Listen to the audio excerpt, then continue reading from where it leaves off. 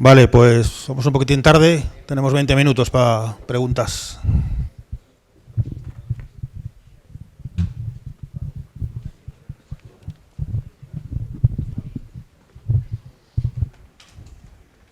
Estamos cansados, pero ¿alguna pregunta?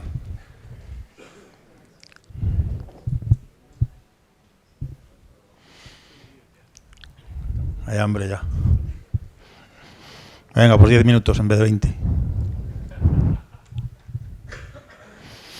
Bueno, mientras pensáis alguna, yo tengo una para Noelia. Cuando has contado antes lo de los conejos, que tenían un problema de que los chips de alta densidad eran muy caros, porque decías que era 100 euros de chip. Para un conejo, imagínate. Vale, nosotros el problema que tenemos es que los de pequeña densidad no nos aportan tanta información. ¿Cómo solventan hacerlo con chips de baja densidad, imputar y aportar calidad a la población de referencia? Claro, a ver, en el caso de conejos, y también nos pasa en porcino, en pequeñas poblaciones de porcino. Entonces nosotros lo que hicimos primero varios estudios de simulación, que ya sabéis que la simulación no es exactamente la realidad, pero te ayuda un poco a ver, y lo que vimos cuál era la mejor estrategia. En conejos lo que nos salió es que la mejor estrategia era la población de referencia, por supuesto, de alta densidad, pero cuando ibas a los candidatos, porque claro, lo mejor de lo mejor es tener todo de alta densidad, pero eso es dinero. Entonces vimos qué estrategias eran las mejores y la que mejor nos salió es que sí, es verdad que el padre de alta densidad, pero incluso la madre media densidad y los candidatos baja densidad. ¿Por qué? Porque los candidatos, muchos de ellos no te los quedas de reproductores. Entonces, gastarte dinero en alta densidad en todos los candidatos es una barbaridad. Pero también no genotiparlos, no estás aprovechando toda la potencia que te está dando la selección genómica, que es diferenciar entre hermanos. O entre animales que todavía no tienes dato. Y que con el BLAP pues no tienes tanta precisión. Entonces, eso es un punto importantísimo de los chips de baja densidad, por lo menos en nuestro caso. Claro, si ya, por ejemplo, te pones en ave de puesta, que son otros, que yo trabajo en una multinacional en ave de puesta, ellos no tienen ese problema, porque genotipan todo lo que se mueve, porque es baratísimo para ellos. Entonces, no. Pero en caso de conejos y en caso de porcino, de pequeños, lo vimos bastante claro. Nos ahorrábamos, es que el cambio era importante. Y aparte nos permitía hacer las paternidades. Ya no utilizamos microsatélites, para nada. Por ejemplo, en porcino, en conejo nunca hemos hecho paternidades, porque está bastante bien registrado. Pero en porcino, que sí que tenemos problemas, ya directamente la paternidad se hace con el chip pequeño y al mismo tiempo se hace la ovulación inicial. Seleccionas y aquellos que se quedan ya en el núcleo de reproductores sí que los ponemos de alta densidad, para que esa precisión de imputación no se pierda con el tiempo. Vale, ok. ¿Más preguntas?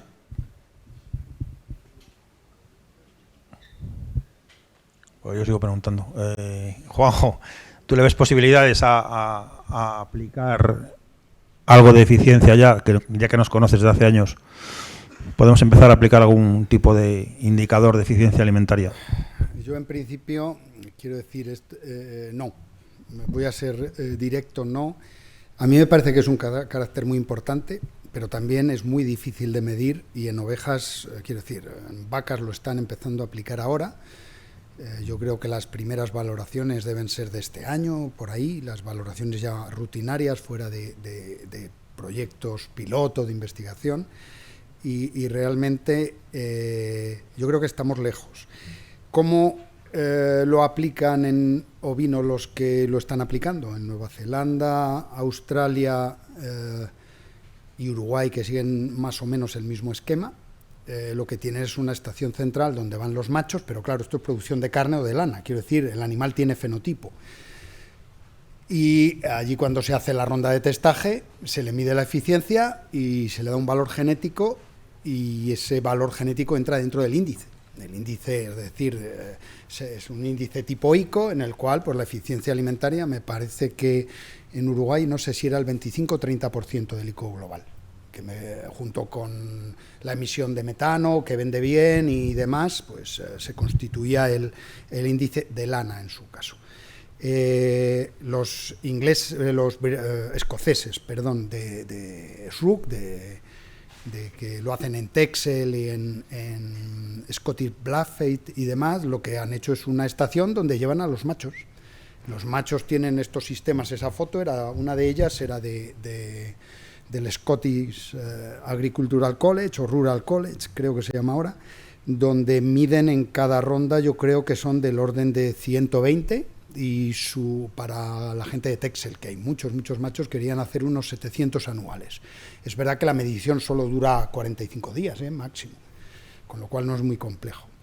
Leche. En leche la cosa es más compleja, porque tienes que medir las hijas para valorar los machos, como siempre. Los de la CON están empezando a hacer cosas, aparte de estos marcadores de los que hablábamos antes, como ácidos grasos y demás, que ellos evaluaron. Lo que tienen es en las dos estaciones, sobre todo lo hacen en cabras también, en Alpina y Sanen, además de la CON. Lo que están haciendo son un conjunto de hijas de machos, pues se han estimado que mínimo tiene que haber 25 para tener un valor ahí que dé cierta cuestión. Y en Italia, que siguen otra aproximación, los de la Sarda lo que hacen es, en una estación experimental, llevar las hijas de varios machos, y esa es su población de referencia para hacer selección genómica. Ellos tienen una población diversa, en este caso de hembras, le dan un valor genómico directo a cada SNP del chip que utilizan, y tú obtienes valor en animal no sin fenotipo, que son los machos. Pero y algo más grosso modo, hay machos que son pequeños y que dan hijas pequeñas, y con alguna de los hemos comentado, y algunos ya lo piden, que son igual de productoras. Como tenemos todos los registros de producción, si pudiéramos pesar las hijas, no podemos tener una aproximación de producción, peso, machos, hijas más eficientes o menos eficientes. Ahí vas a obtener una muy buena respuesta sobre el tamaño del animal, porque la estatura es muy Pero se supone que la que es más pequeña da la misma leche que la otra, come menos. Eso es mucho suponer. Habría que medirlo. Vale. Yo no me arriesgaría a hacerlo sin medirlo. Quiero decir... No, pero una medida inicial te puede dar idea. Una cuestión, porque una cosa que no he dicho y que te puedo... la eficiencia para producción de carne y de leche no son iguales. Genéticamente son distintas. Y tiene su fundamento. Yo creo que tiene una base común, pero obviamente en carne se ve que... en vaca se ve que no es lo mismo.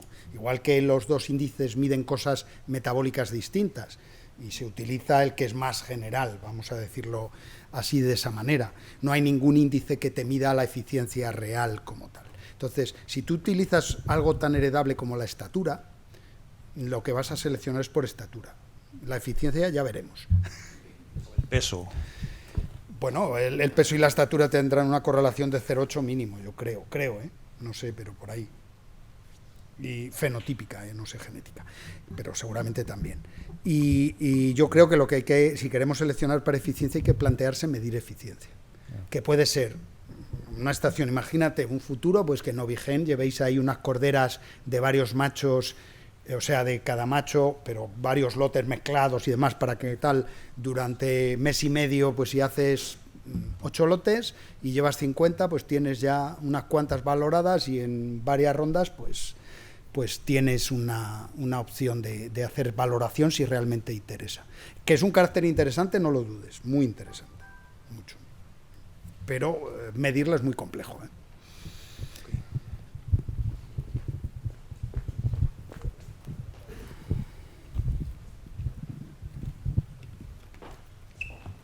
Es una pregunta para Juanjo. Con respecto a la resiliencia o a la robustez de la producción lechera, he visto que los datos que más hincapié vais a hacer es el día, la producción diaria. Vale. Creo que conoces que cada granja, me da igual que tenga el sistema CBI MPC, cada granja ordeña de una manera. Entonces, la influencia entre el método o forma de ordeñar y la producción diaria es elevadísima.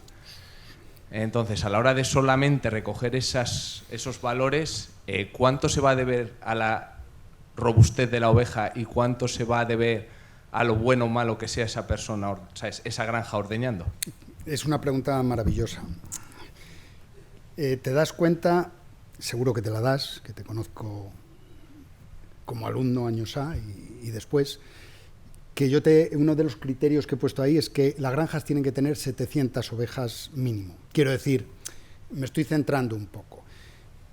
Y tengo que poder valorar el efecto rebaño, porque hay dos resiliencias que te he definido. El animal, que es el que le importa a la asociación, y el sistema, la granja, como tú bien dices, que hay granjas por su forma de ordeñar, por la mano de obra que tienen, porque el sistema sea lo que tú quieras y más cosas que se me escapan y que tú conoces, que son mucho más resilientes, el sistema como tal.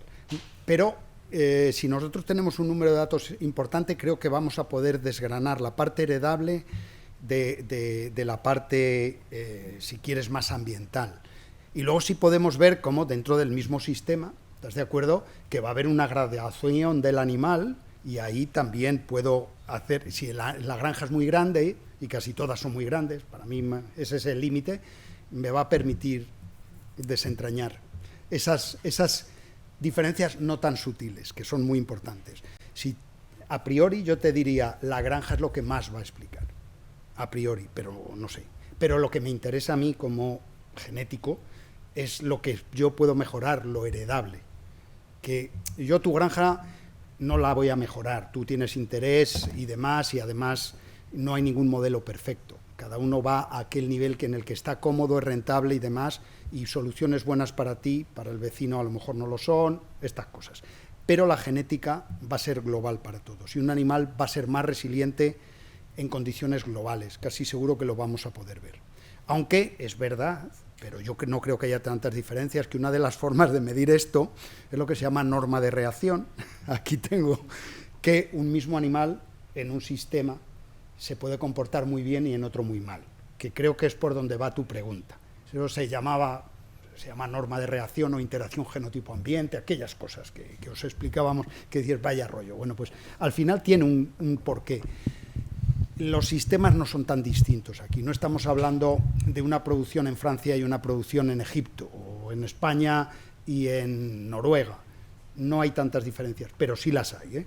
O sea, no te digo que no. Y una de las cuestiones que podemos ver es que en tu granja los machos tienen un ranking y en Anaya tienen otro. A lo mejor encontramos eso. Eso es uno de los resultados posibles, o no. Y luego uno que sea más global, que diga, bueno, el que mejor se adapta a la mayoría es este, pero en tu caso a lo mejor es este otro. El orden, vamos a decir, el ranking de los animales. Eso puede ocurrir.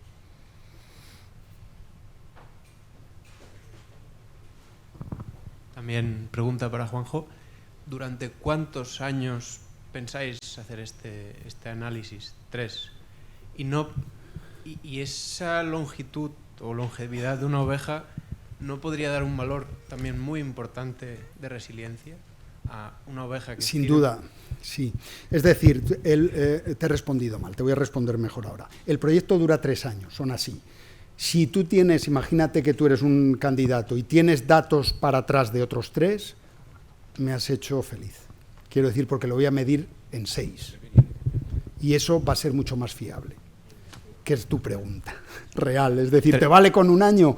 Pues si me tiene que valer, me aguanto. Si yo te pudiera pedir, imagínate, dice, ¿tú tienes copias de seguridad? Dice, sí, de los últimos 5 años. Hacemos fiesta. Esa es la respuesta. No sé si, a lo mejor sí que os han informado de cómo funcionan las copias de seguridad del programa de Laval.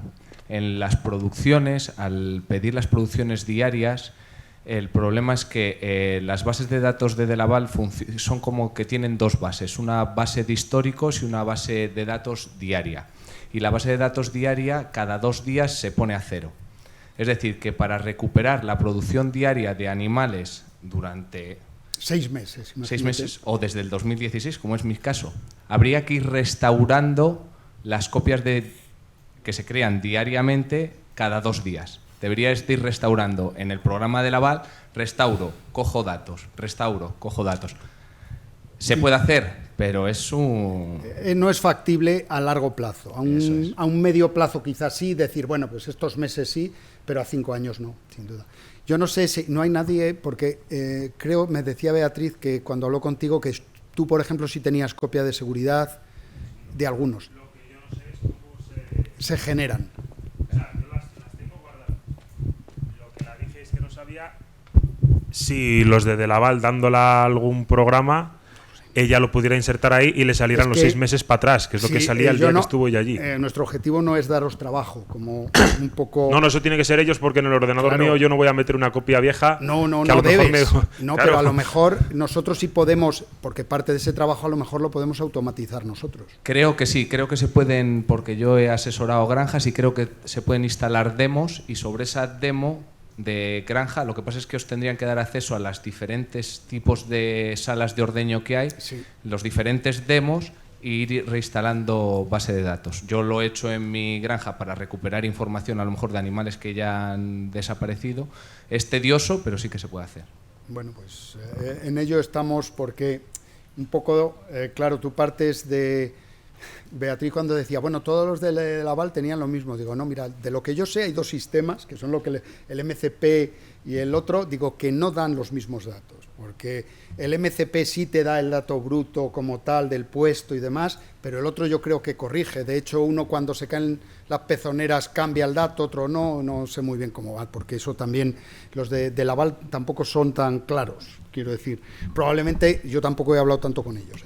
La gran diferencia es que el MPC es en tiempo real y el CBI es a finalizar de ordeño. En cuanto al dato de producción, son los dos exactamente igual de fiables. Pues ya está. O sea, no tiene nada que ver. Entonces se pueden mezclar. Eso es, no hay ningún problema. Esa es la clave que yo no estaba seguro. Es un dato menos bueno, pero podría valer. Quiero decir... la respuesta, la pregunta es, ¿valdría si en lugar de ser la leche diaria es la leche semanal? Es esa. Y yo le decía que, bueno, es un dato periódico, pero es menos bueno. Si ha habido una perturbación corta, no sé si te has fijado, por ejemplo, los datos de los animales que les hicimos pasar hambre 3 días, básicamente en una semana estaban todos recuperados. Entonces, si la perturbación ocurrió el día 1 y yo tengo el dato del día 1 y del 7, probablemente se me pierda, es decir, voy a perder información. Pero no es un mal dato.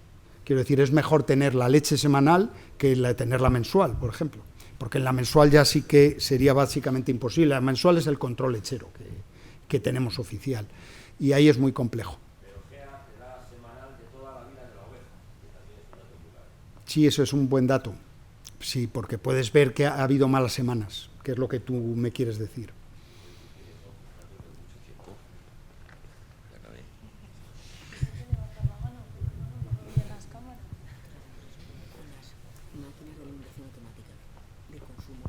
Claro, eso es buenísimo. Cualquier dato nosotros producimos. Para Noelia, hablabas en tema de genómica de población de referencia, que en ASAF necesitamos una población de referencia más elevada que en otras especies. ¿Eso por qué? Y luego, ¿dónde estamos a día de hoy? Que ahí creo que Fernando nos puede, creo que lo ha mencionado al inicio de la jornada, pero ¿dónde estamos a día de hoy y qué podemos esperar en 5 años en cuanto a esa población de referencia y a fiabilidades de esa valoración genómica? Vale. Lo que os he explicado es que la población de referencia va a depender, el éxito de la genómica, de lo que es, por ejemplo, tiene que ver con el número de marcadores, que eso por lo que he visto está bien, porque miré los desequilibrios de ligamiento y tenéis suficiente número de marcadores, y luego está el tamaño efectivo. El tamaño efectivo en el ASAF, lo sabe mejor Juanjo, pero es mayor que, por ejemplo, en porcino. Yo trabajo con líneas de porcino que el tamaño efectivo de la población es 60, con lo cual con 1000 y pico genotipados ya me funciona bien, o 2000. En vuestro caso no es así, porque tenéis un tamaño efectivo de la población de 200, ¿era o por ahí? O 250. Entonces esa gráfica la podría calcular, no la he calculado, pero necesitaríais un poquito más, y también depende para el carácter. No es lo mismo un carácter poco heredable, que entonces necesitas un tamaño mayor, que un carácter muy heredable. Entonces necesitas un tamaño más pequeño. Y normalmente en producción de leche estará alrededor de 0,25, ¿no? La mayoría de los caracteres que tenéis. Se podía hacer la gráfica perfectamente. No sé cuántos animales tenéis genotipados ahora, más o menos. Con 14.000 ya empieza la cosa a estar muy bien. 14.000 está bien. está bien. Si me hubieras dicho 5.000, te diría, con 200 de tamaño efectivo la cosa va a estar floja, pero con 14.000 la cosa ya empieza a ser, ya podéis tener precisiones muy, muy razonables. Y eso va a ir mejorando, porque vuestra población de referencia, si seguís en esta dinámica, va a crecer. Va a crecer, vais a tener fenotipos, genotipos, y va a ser mejor. Eso es pues seguro, pero con 14.000 yo creo que ya estáis en una muy buena posición. Ya me gustaría a mí en Conejo tener eso. El problemilla que yo veo a esa población tan grande es que muchos genotipos realmente son poco eficientes. Quiero decir, vosotros, es algo que ya hemos comentado, tenéis un número de animales genotipados que después se han eliminado de la población. Por ejemplo, alguien ha genotipado 100 machos, se ha quedado con 20 y los otros 80 no existen. Bueno, esos 80 genotipos... Esos no te valen. Esos no te valen para nada. Esos no valen. Y una de las cosas que tenéis que estáis en ello, y yo lo sé y Fernando os lo dirá, es que tenéis que genotipar hembras. Es muy importante, por varias cuestiones, tener también animales que tienen el fenotipo, que lo producen.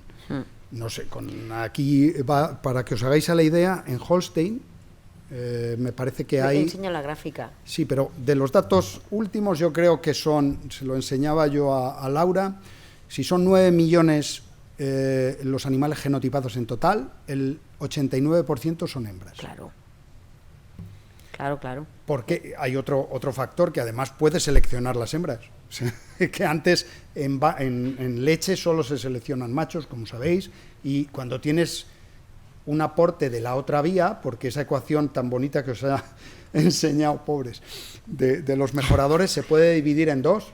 Lo mismo para machos que para hembras. Si para hembras suma 0, se mejora como mucho la mitad, pero si hembras suma lo que sea... Es que en mi cabeza, como yo trabajo tanto en porcino y en conejos, la selección la hacemos siempre en las dos vías. Jamás hacemos selección solo en una vía. En leche hacemos solo vía se macho mejora macho. Y claro, en vacuno de leche se hacen las dos vías ahora también. Ahora sí. Siempre. De hecho, cuando hacen superovulación y transferencia embrionaria es porque están haciendo intensidad de selección en la hembra. Eso es lo que está interesando, por eso lo hacen tanto. Entonces es importante, lo de los genotipados es importante, macho, pero es muy importante hembra también. Que ahí baja densidad para inicio podría funcionar, o media densidad, eso sí que lo hacemos en conejo. Si metiéramos ahí el coste de la paternidad, que es lo que hablaremos esta tarde. Claro, ahí eso aportaría bastante. Sí, eso lo hablamos por la tarde. Geles, perdona, yo he dicho 14.000, pero igual efectivos son 12 o menos.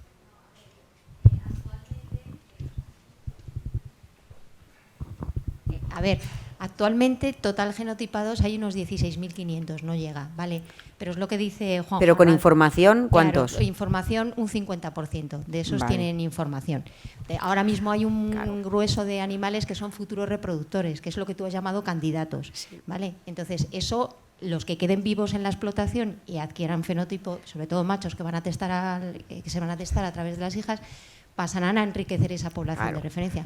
Pero hay un grueso de animales que es verdad que se genotipan y que se eliminan. Yo mi consejo para hacer esa población de referencia más informativa sería genotipar hembras, al menos hembras élite, si queréis, que es lo que se hace en vacuno de leche. Se han genotipado muchos machos, se han genotipado hembras, pero no muy representativas de la población porque han sido de ganaderos muy específicos. Vale. De hecho, ahora se está estudiando la posibilidad de hacer una recalibración de la población de referencia y se ha hecho una selección de rebaños que no tienen para genotipar hembras, para recalibrar esa población de referencia y sobre todo rebaños que hoy por hoy o no tienen nada genotipado o tienen un porcentaje de genotipado muy bajo, para que haya una relación entre la población de referencia y los futuros candidatos. Claro, para que tengas información de todo, de toda la variabilidad genética que tienes, porque si no te vas a quedar con un grupito. Y eso luego cuando quieras predecir a ese otro no te va a funcionar. Sí, se está en esa fase, por eso es muy bonito decir que se tienen 16.000 genotipados, pero hay que ver también la calidad yo no sabía de la esos estructura genotipados. de dentro, no sabía la estructura ahí. Muy bien, ¿alguna pregunta más? Pues nada, son menos 20, paramos aquí para comer. Agradecer otra vez sobre todo, a los 4, el esfuerzo de venir, el viaje de vuelta que tenéis y